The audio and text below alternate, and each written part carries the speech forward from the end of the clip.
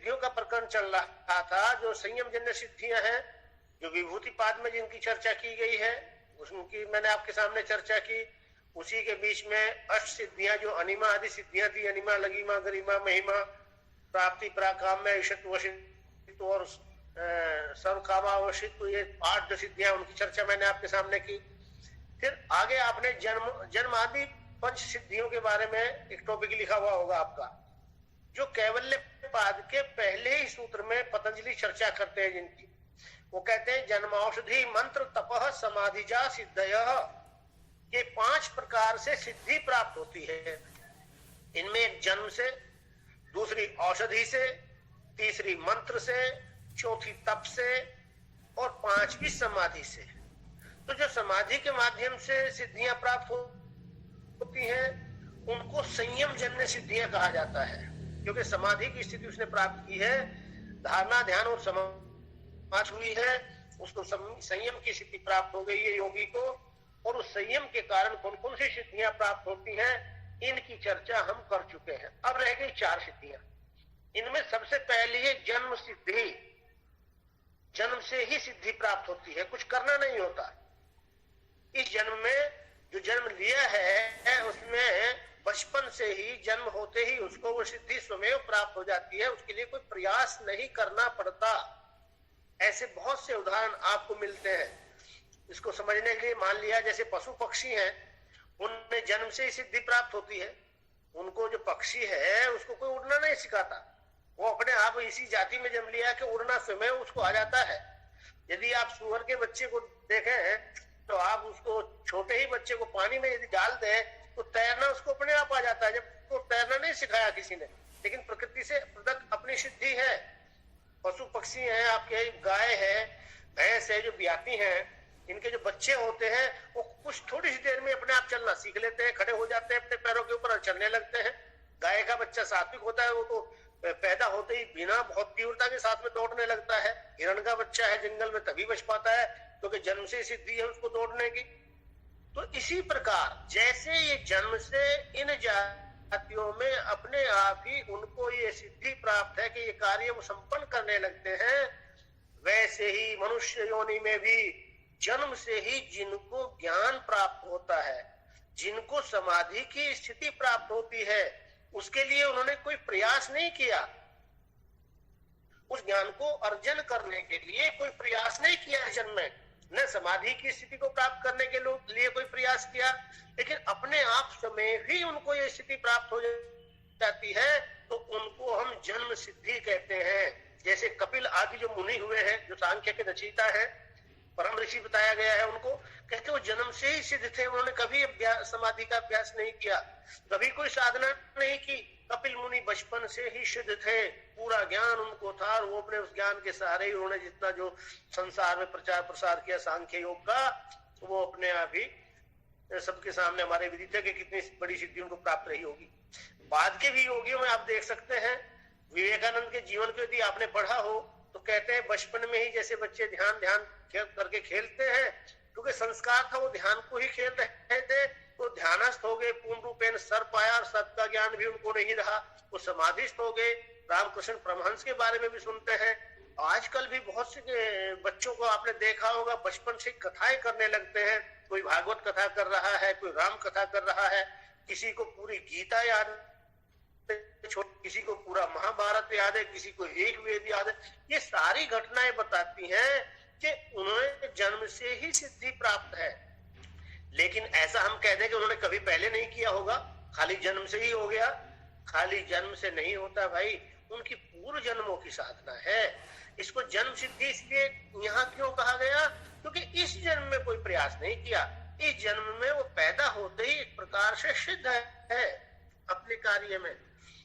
ये साधना के ऊपर निर्भर करता है पूर्व जन्मों की, कि उसको कितनी सिद्धि प्राप्त होगी। इसमें पूर्व जन्मों की यदि बहुत उच्चतम कोटि की साधना रही है और कैवल्य प्राप्ति से पहले ही शरीर का अंत हो गया है, तो उसको थोड़ा सा उससे ही अपने आप जैसे ही उसकी स्मृति जागती है, स्मृति कहते हैं ज्ञान को, जैसे ही ज्ञान उदित होता है उसके चित्त में, वैसे ही उसको ये सिद्धियां प्राप्त हो जाती हैं। इनको कहते हैं जन्म सिद्धि। दूसरी है औषध सिद्धि। जो औषधियों के द्वारा बहुत सी सिद्धियां प्राप्त होती हैं, इनका प्राचीन समय में जो राजा लोग हुआ करते थे या उनके मंत्री आदि हुआ करते थे, वो एक दूसरे के विरोध में भी औषधियों का प्रयोग करके दूसरे को हानि पहुंचाया करते थे, उन पर विजय प्राप्त किया करते थे।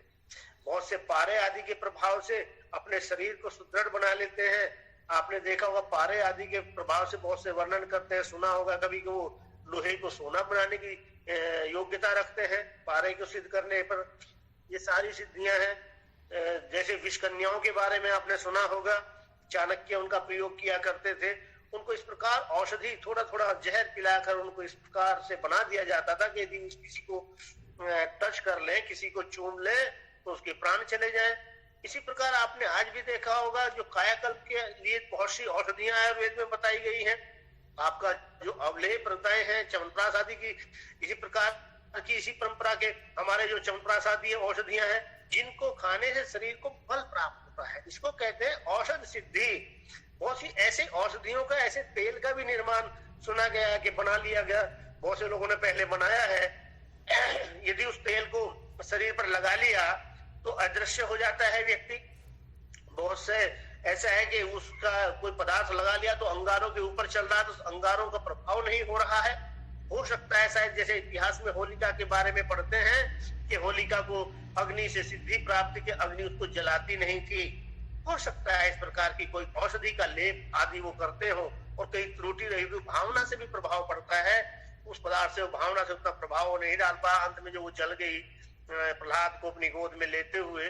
तो इस प्रकार की बहुत सी औषधियों का प्रयोग करते हैं जिनसे हमारी शक्तियां जागृत हो जाती है।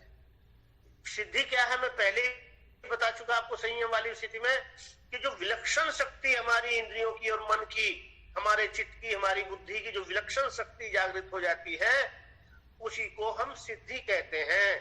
तो यहाँ औषधियों के माध्यम से भी बहुत सी सिद्धियां व्यक्ति प्राप्त करता है, जिसका विभिन्न शास्त्रों में वर्णन है। तो पतंजलि कह रहे हैं कि और सिद्धि का एक प्रकार क्या है कि औषध सिद्धि जिसको कहा जाता है, औषधि के द्वारा भी सिद्धि को प्राप्त किया जा सकता है। कई लोग उसके नाम पर बुरा चीजों का प्रयोग भी करते हैं। जैसे महात्मा सन्यासी लोगों को आपने देखा होगा, बहुत से लोगों को जो महात्मा कहते हैं अपने आप को, वो भांग का पान करते हैं, कहते हैं भांग से समाधि की सिद्धि प्राप्त हो जाती है। भांग के सेवन से समय का अंतराल तो बढ़ जाता है, लेकिन समाधि में जो ज्ञान पैदा होता है वो ज्ञान पैदा नहीं होता। चित्त तो उनका कुछ समय के लिए एक प्रकार से, मैं शांत कहने की अपेक्षा मूर्छित कहूंगा कि मूर्छित चित्त हो जाता है, उसको बाह्य विषयों का ज्ञान नहीं रहता। लेकिन ऐसा नहीं है कि उस भांग के पीने से जो मूर्छित हुआ चित्त है उस तत्व का साक्षात्कार कर ले और उसका यथार्थ ज्ञान पैदा हो जाए, ऐसा नहीं हो सकता।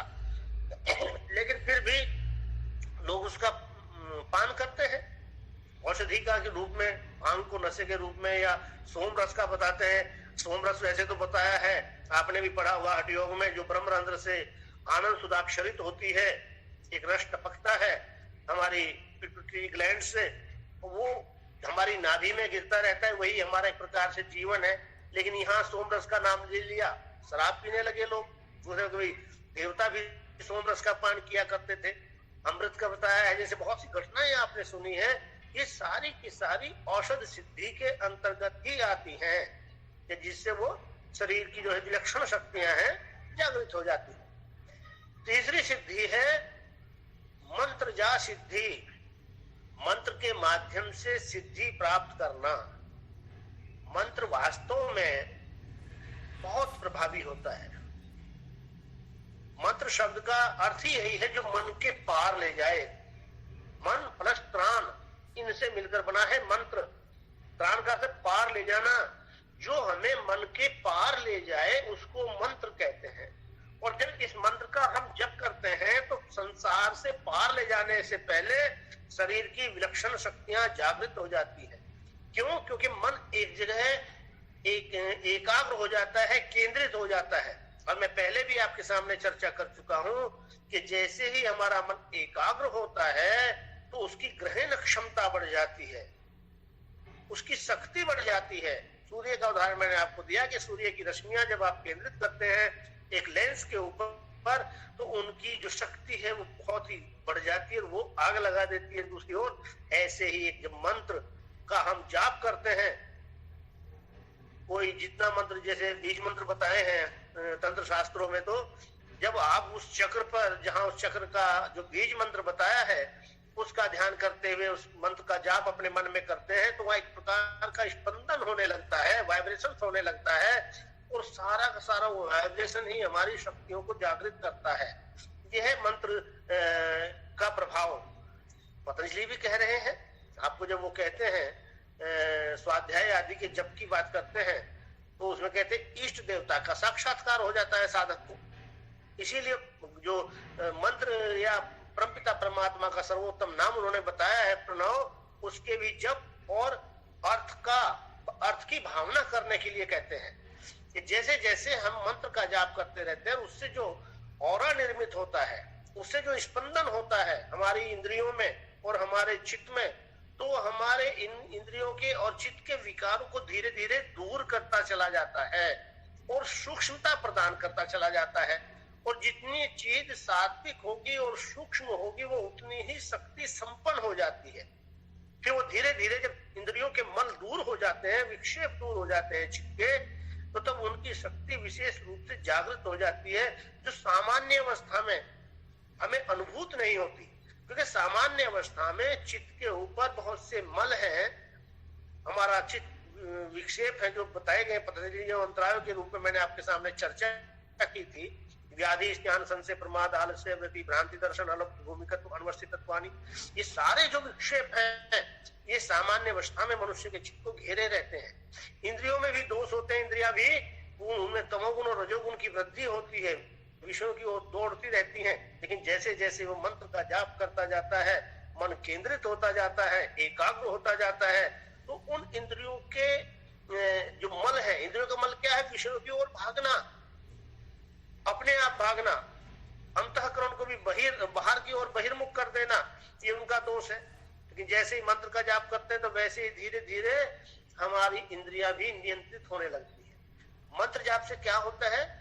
प्राण स्थिर होने लगता है आपका, और जैसे ही प्राण स्थिर होता है, आपकी इंद्रियां भी स्थिर हो जाती है। योग वासिष्ठ में महर्षि वशिष्ठ भगवान श्री राम को इस संसार सागर से पार जाने की 3 युक्तियां बताते हैं। वो कहते हैं कि भाई या तो आप एक तत्व का दृढ़ अभ्यास कर लें, या आप मन का लय कर दें, और या आप प्राण का निरोध कर लें, प्राण पर नियंत्रण प्राप्त कर लें। और साथ ही वो कहते हैं कि यदि इन तीनों में से आपने एक का भी अभ्यास कर लिया, तो बाकी दोनों अपने आप सज जाते हैं। तो बात वही है कि जैसे ही हम एक तत्व अभ्यास से क्या होता है, जो पतंजलि ने बात की अंतरायों के निवारण में, 10% हम एक तत्वाभ्यास है, क्योंकि फिर मन में कुछ द्वैत भाव रहता ही नहीं, और विकार जहां के कारण है।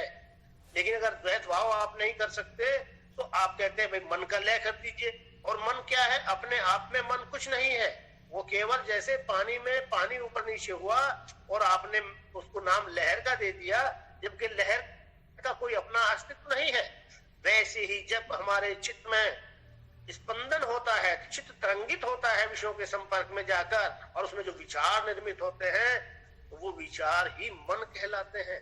तो इन विचारों का लय कर दे, जो पतंजलि ने कहा है चित्त योगश्चित वृत्ति निरोध है, विचारों का निरोध कर लें, या फिर भाई प्राणायाम का अभ्यास कर लें। अब देखिए, जब वो कहते हैं कि एक का अभ्यास करेंगे तो दोनों अपने आप हो जाते हैं, तो आप स्वयं अभ्यास करके देखना। क्योंकि मैं बार बार कहता हूं, योग करने की चीज है, सुनने सुनाने की चीज नहीं है।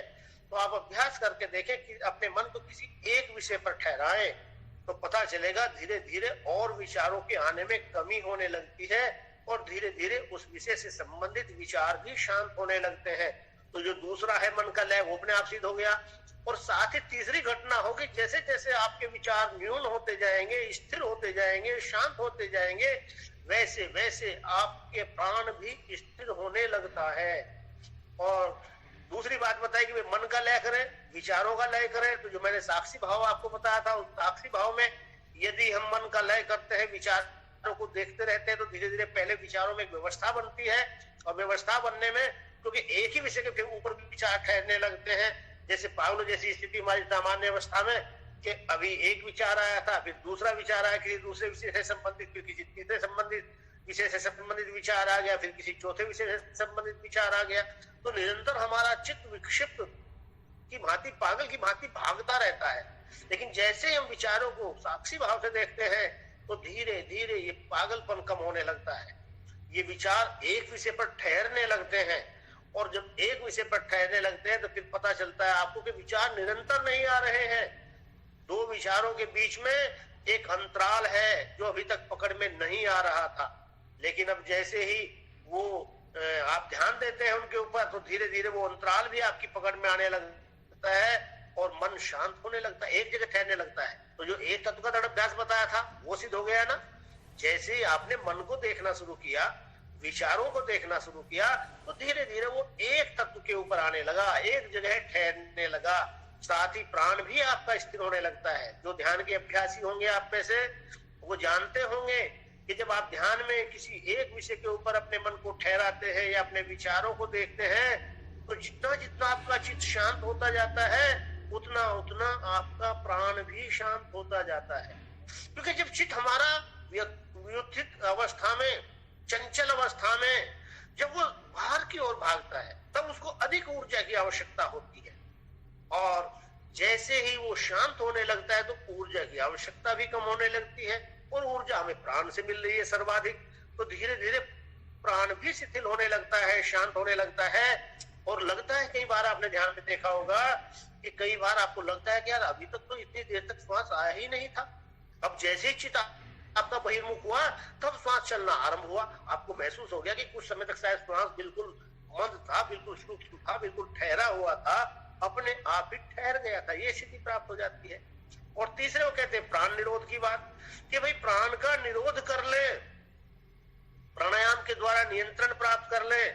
अब जैसे प्राण को ठहराएंगे वैसे ही मन का भी लय होने लगता है, मन भी ठहरने लगता है, और एक विषय के ऊपर भी मन ठहरने लगता है आसानी से। जो पतंजलि ने लाभ बताया धारणा, सूक्ष्म योग्यता, मन सह प्राणायाम के लाभ में, तो ये सारी स्थिति वही यहाँ पतंजलि मंत्र के द्वारा जो प्राप्त सिद्धि है उसके प्रकरण में कह रहे हैं। जब इसकी आप सूत्र की व्याख्या करेंगे, इसके ऊपर चिंतन और मनन करेंगे, तब पता चलेगा कि ये मंत्र कैसे हमें सिद्धि प्राप्त कराता है। ये मंत्र का जब जाप करते हैं तो प्राण भी स्थिर होने लगता है, प्राण भी सूक्ष्म होने लगता है। प्राण है जो पतंजलि ने प्राणायाम का लाभ बताया है वो अकेले मंत्र जाप से ही आपको प्राप्त होने लगता है। जैसे जैसे मंत्र में एकाग्रता बढ़ती है, जैसे जैसे मंत्र एक जाप करते हुए मन एक विषय पर ठहरने लगता है, वैसे ही आपका जो प्राण है वो सूक्ष्म होता चला जाता है, दीर्घ होता चला जाता है, सारे शरीर में उसका विस्तार होता चला जाता है। और एक स्थिति तो ये आ जाती है, केवल कुंभक जो घेरण संहिता में बताया गया, जो सभी प्राणायामों में सबसे उत्तम माना गया है, उस केवल कुंभक की स्थिति धीरे धीरे प्राप्त होने लगती है। बात वही है। आप सोचे मैं तो मंत्र जाप बहुत दिन से करता हूँ, मुझे तो स्थिति प्राप्त नहीं हुई है। लेकिन यदि चिंतन और मनन करेंगे तो वास्तव में पतंजलि के अनुसार आपने जाप नहीं किया भाई। जो उन्होंने 3 शर्तें बताई हैं, सतु दीर्घ काल नैरंतर्य सत्कारा सेवितो, मंत्र जाप आपका लंबे समय तक निरंतर श्रद्धा के साथ जब तक नहीं होगा तब तक ये लक्षण प्रकट नहीं होंगे। लेकिन जैसे ही ये तीनों बातें आपके अभ्यास में हो और आप अभ्यास करते रहे तो धीरे धीरे आपका मन शांत होता है और प्राण दीर्घ और सूक्ष्म होने लगता है, इंद्रियों के मल दूर होने लगते हैं, चित्त की चंचलता दूर होने लगती है, चित्त के विक्षेप दूर होने लगते हैं। तो आपके शरीर की जो विशेष शक्तियां हैं, विलक्षण शक्तियां हैं, वो जागृत हो जाती हैं। इसीलिए कहा कि मंत्र से भी सिद्धि प्राप्त होती है। अगला कहा तप जा, तप से क्या बताया पतंजलि ने लाभ? तप का आपने पढ़ा होगा नियम में, तपह काय, वो कहा कायेंद्रिय सिद्धि शुद्धि अक्षया तपस, कि जब तप का हम अभ्यास करते हैं तो 2 बातें होती हैं। शरीर और इंद्रियों के ऊपर नियंत्रण प्राप्त होता है। क्यों? क्योंकि उनकी अशुद्धि दूर हो जाती है। दूसरी बात है, तप के अभ्यास से शरीर और इंद्रियों की, मन की अशुद्धि दूर हो जाती है। लेकिन तप किस प्रकार का? तामसिक तप नहीं, जो शरीर को आप तपाते हैं कि पंचाग्नि तप कर रहे हैं, या एक पैर की खड़ी तपस्या कर रहे हैं, या एक हाथ खड़े हाथ की तपस्या कर रहे हैं, वो नहीं। जो पतंजलि ने परिभाषा दी है, द्वंद्व सहनम तपः, प्रत्येक स्थिति में अपने आप को समान रखने का अभ्यास करना, ये भी तो तप है सबसे बड़ा। अपनी इंद्रियों को अंतर्मुखी करना, ये भी तो सबसे बड़ा तप है। मान लिया शुगर के पेशेंट है, मीठा सामने रखा हुआ है, मीठा खाने को मन कर रहा है। अब आप अपनी इंद्रियों को वहां दोष देखते हुए कि ये मुझे जब मैं इसको ग्रहण करूंगा मिठाई को, तो मेरे शुगर को बढ़ा देगी। आप बार बार इसका चिंतन करते हुए अपने मन को वहां से हटाने का प्रयास करते हैं। लेकिन देखा होगा बीच में कहीं ना कहीं मन में क्लेश पैदा होता रहता है, यार बड़ा अच्छा मीठा रखा है, हम खा नहीं पा रहे, रोकते हैं, कहते अपने आप को रोकते हैं। तो इसमें जो शरीर को या मन को कष्ट की अनुभूति, वही तो तप है। आप कष्ट उठा रहे, एक पैर के ऊपर खड़े हुए, उससे आपको कुछ नहीं प्राप्त होने वाला। एक पैर के ऊपर पैर चलने के लिए दिया परमात्मा ने, एक हाथ को ऊपर करके कष्ट उठा रहे हैं, उस हाथ को तो काम करने के लिए दिया था। इस शरीर को आप आग से तपा रहे हैं, हो सकता है शरीर की अग्नि सहन करने की शक्ति बढ़ जाए। ठंडे पानी में, गंगा जी में, गंगोत्री में खड़े हुए हैं, शरीर की शीतलता सहन करने की शक्ति बढ़ जाएगी। ये शारीरिक तप तो हो सकते हैं, एक प्रकार से शारीरिक सामर्थ्य आपकी थोड़ी विकसित हो जाएगी, लेकिन अंतःकरण के ऊपर इनका कोई प्रभाव नहीं पड़ता। अंतःकरण का प्रभाव पड़ता है प्रत्याहार के पालन से, आपके द्वंद्व सहनों की, जो द्वंद्व सहनों के अभ्यास से, धैर्य से, जो बताए हड्डियों के शास्त्रों में भी उस प्रकार के तप से आपकी दो बातें होती हैं कि शरीर और मन स्थिर होने लगते हैं। उनमें जो विलक्षण शक्ति है उनकी धीरे धीरे वो जागृत होती चली जाती है। कंट्रोलिंग पावर आपके चित्त की आपकी बढ़ती चली जाती है, और जैसे वो बढ़ता है मन शांत होता है, एकाग्र होता है, तो विलक्षण शक्तियां जागृत होने लगती हैं। जो सामान्य व्यक्ति को अनुभूत नहीं होता वो आपको अनुभूत हो सकता है। वही तो सिद्धि है। सामान्य व्यक्ति नहीं कर सकता, फिर वो साधक कर सकता है, योगी कर सकता है, यही सिद्धि है। ये 4 प्रकार की सिद्धियां मैंने बताई आपको, और 5वीं का हम पहले सारी चर्चा कर चुके हैं। जो विभूति पाद में सारी सिद्धियां वही बताई जो समाधि से प्राप्त होती हैं, संयम के माध्यम से प्राप्त होती हैं। अब